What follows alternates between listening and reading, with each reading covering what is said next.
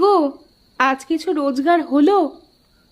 না গো, রোদে কাজ করার সময় আজ হঠাৎ মাথা ঘুরে পড়ে গিয়েছিলাম, তাই কাঠ তেমন কাটতে পারিনি। এই নাও কিছু ভাতের চাল, এক বেলার আহার হবে। কাল আবার মেয়ে দুটোর কান্না শুনতে হবে, ওদের জন্য মাছ আর কিনতে পারলাম না। এভাবে তো আর চলে না।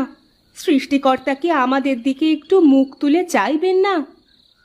তা সৃষ্টিকর্তাই ভালো জানেন।